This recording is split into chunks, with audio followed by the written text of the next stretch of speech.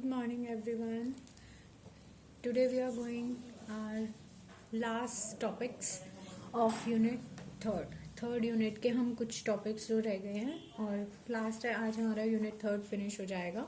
ठीक है, तो हम कंटिन्यू करते हैं. Today's topic is first is vector magnetic potential. Vector magnetic potential. Okay, B vector is equal to कैसे दिया जाता है? डेल क्रॉस ए वेक्टर से दिया जाता है. बी वेक्टर हमें प्रूफ करना है. ये क्वेश्चन प्रूफ करने में आ जाता है. A vector is equal to mu naught by 4 pi integral I D L vector by r. हमें ये प्रूफ करना है वेक्टर मैग्नेटिक पोटेंशियल. ठीक है, तो क्वेश्चन आपका ऐसे बनेगा, derive an expression for the vector magnetic potential. तो आपने कैसे करना है, इस चीज को हमें प्रूफ करना है. हम कैसे प्रूफ करेंगे, यहाँ से स्टार्ट करती हूँ मैं. By Biot Savart's law. हम लोगों ने +2 में बायोट-सेवर्ट्स लॉ पढ़ा हुआ है. Biot Savart's law, B vector is equal to mu naught by 4 pi integral I D L vector cross R vector by R cube. This is your equation number 1. ठीक है, where B vector हमारे पास magnetic induction है due to the current element I D L vector at a point with a position vector R vector. But del 1 by r is equal to minus of r vector by r cube. This is your equation number 2 कि जो del 1 by r है वो minus of r vector by r cube लिखा जा सकता है. Putting 2 in equation 1 we get, putting 2 in equation 1. ठीक है, हमारे पास क्या आ जाएगा, B vector is equal to minus, मैंने बाहर ले लिया, mu naught by 4 pi integral I D L vector cross. अब इसकी जगह मैं क्या लिख सकती हूँ, आर बाय आर क्यूब की जगह डेल 1 बाय आर माइनस मैंने बाहर ले लिया और यहाँ लिख दिया del 1 by R. This is your equation number 3. But del cross P Q vector को हम ऐसे भी लिख सकते हैं, P del cross Q vector. ठीक है, minus Q vector cross del P. ठीक है, ऐसे लिख सकते हैं. तो हमने क्या किया, लेट कर लिया कि P यहाँ हमारे पास आ रहा है. ये एक प्रॉपर्टी है, del cross P Q vector को हम P del cross Q minus Q del P लिख सकते हैं. ठीक है, तो हमने मान लिया कि P क्या है 1 by R and Q vector हमारे पास क्या है, DL वेक्टर है. ठीक है, देन हमारे पास क्या हो जाएगा, del cross DL vector by R is equal to 1 by R del cross DL vector. ठीक है, P del cross Q minus Q del cross del R 1 by R. ठीक है, ये आ जाएगा हमारे पास. This is your equation number 4.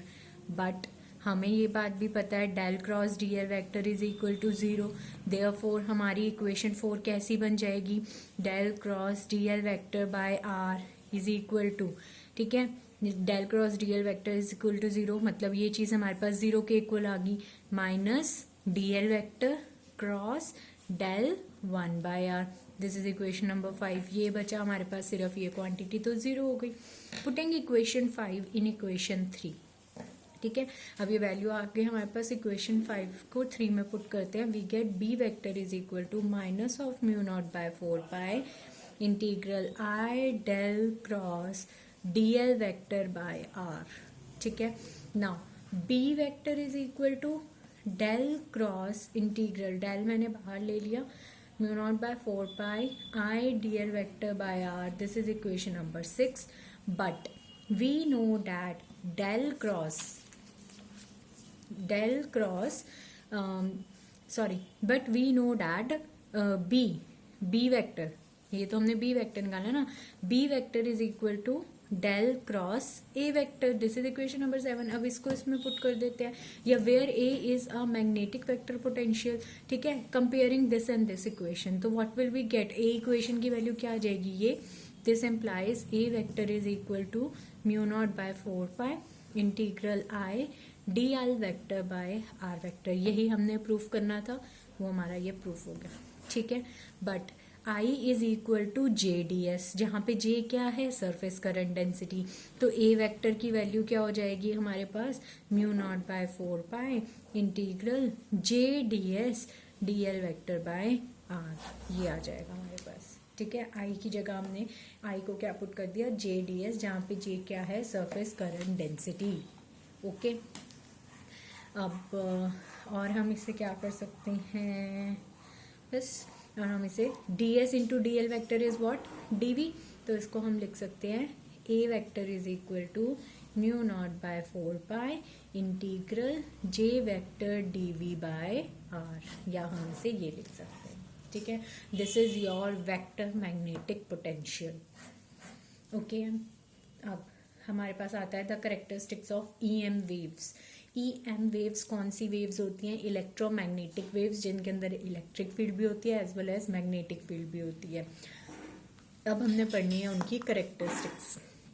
कुछ इंपॉर्टेंट पॉइंट्स या इंपॉर्टेंट प्रॉपर्टीज़ हैं ईएम वेव्स की, जैसे कि ईएम वेव्स ट्रैवल करती हैं with the speed of light, वो ट्रैवल करती हैं with the speed of light.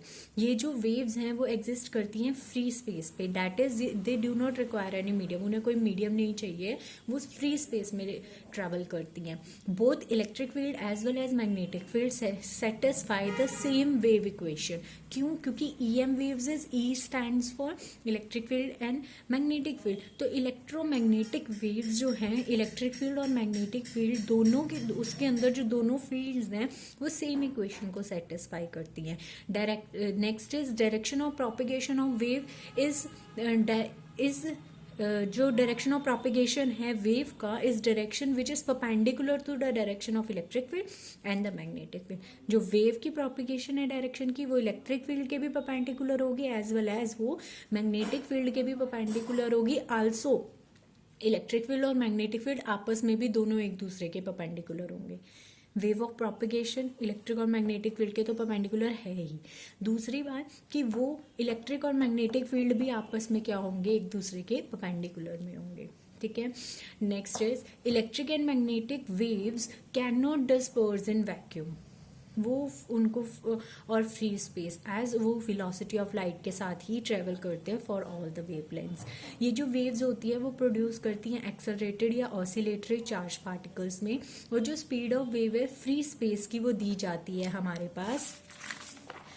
Free space की जो स्पीड ऑफ वेव है वो उसकी इक्वेशन दी जाती है c is equal to 1/√μ0 epsilon naught से, 1/√μ0 एप्सिलॉन नॉट से दी जाती है। ठीक है, next is where mu naught, ये हमारी स्पीड ऑफ इक्वेशन, जहाँ पे म्यू नॉट है हमारे पास परमिएबिलिटी एंड एप्सिलॉन नॉट है permittivity of free space, and amplitude of E and B vector. Electric field और मैग्नेटिक फील्ड की एम्पलीट्यूड दी जाती है E0/B0 is equal to C इससे। ठीक है, EM वेव्स जो होती हैं वो अनचार्ज्ड होती हैं and are not affected by the electric and the magnetic fields in the presence of dielectric के प्रेशर्स में वो less than speed of light होती है। Speed of light that is 3 × 10⁸ metre per second. ठीक है, and then last point is energy in these waves is divided equally between the electric and the magnetic field vectors.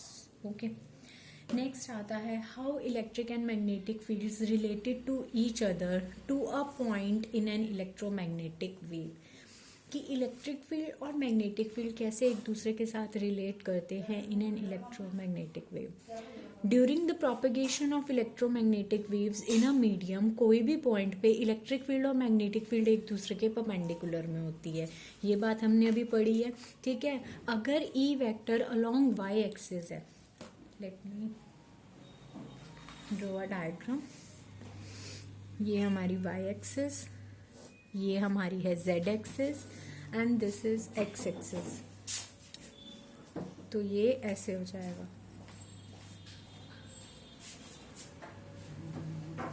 ये electric field है हमारे पास, ये magnetic field है, this one and this one. ठीक है, similarly ये इलेक्ट्रिक फील्ड और magnetic field हमेशा एक दूसरे के परपेंडिकुलर में ही रहेंगे।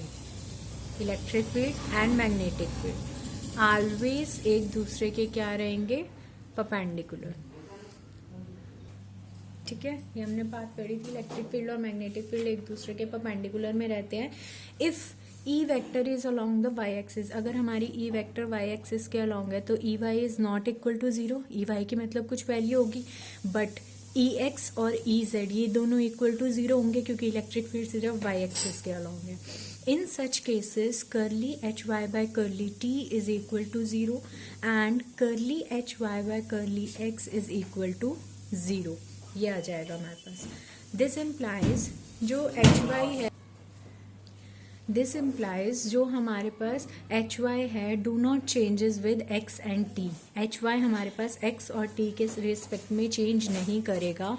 Also H Y is not equal to the constant as it must be an oscillatory in nature. ठीक है, अगर ऑसिलेटरी इन नेचर होगा तो वो जीरो के इक्वल होगा, either it is not equal to the constant. Then E Y varies both with time and space. So H Z, अगर E Y बहुत टाइम और स्पेस के साथ वेरी कर रहा है तो एच जेड भी करेगा. आल्सो ई वाई और एच जेड एक दूसरे के साथ रिलेटेड है. Thus, if any EM waves E vector is along y axis, thus any EM wave, कोई भी इलेक्ट्रोमैग्नेटिक वेव है E वेक्टर की along the y axis, then H will be along the z axis. अगर E vector y axis के along है तो H हमारा जो है वो z axis के along होगा. It means E vector and H vector are always perpendicular to each other. Okay है, दिस इज इम्पॉर्टेंट कि वो एक दूसरे के साथ कैसे रिलेट कर रहे हैं वो हम बता रहे हैं. हमने ये माना कि हमने ई वाई एक्सिस में ई वेक्टर मान लिया तो ई एक्स और ई वाई ई जेड तो जीरो होगा, है ना. तभी अगर यहाँ पर आ रही है हमारे पास कोई भी ई एम वेव्स के अंदर इलेक्ट्रिक फील्ड वाई एक्सिस के अलॉन्ग है तो एच एक्सिस जो मैग्नेटिक फील्ड है वो जेड एक्सिस के अलॉन्ग ही होगी. तो means E and Z are always perpendicular to each other. Okay, our last question or last topic of this unit, what are the electromagnetic waves? Write the speed of relation of electromagnetic waves in speed of electromagnetic waves in vacuum. Waves produced by an accelerated or oscillatory charged particles are electromagnetic waves. जो waves produced हो रही हैं accelerated और oscillatory charge particle से उन्हें हम electromagnetic waves कह रहे हैं. जो वेव्स डू नॉट रिक्वायर, ये जो वेव्स हैं इलेक्ट्रोमैग्नेटिक वेव्स को, ये वेव्स रिक्वायर कर रही हैं any material medium for their propagation. कोई भी मटेरियल मीडियम चाहिए उन्हें प्रोपेगेट करने के लिए. ये वेव्स ट्रेवल करती हैं with the speed of light. जो स्पीड है इलेक्ट्रोमैग्नेटिक वेव की इन फ्री स्पेस वो हमारी दी जाती है c इज इक्वल टू 1/√μ0/ε0 से. ठीक है, where mu naught and epsilon naught are the permeability and the permittivity of free space. और इलेक्ट्रिक और मैग्नेटिक फील्ड एसोसिएट करते हैं एक दूसरे के साथ तो हमारे पास इक्वेशन आती है E naught by B naught is equal to C and which is the speed of light.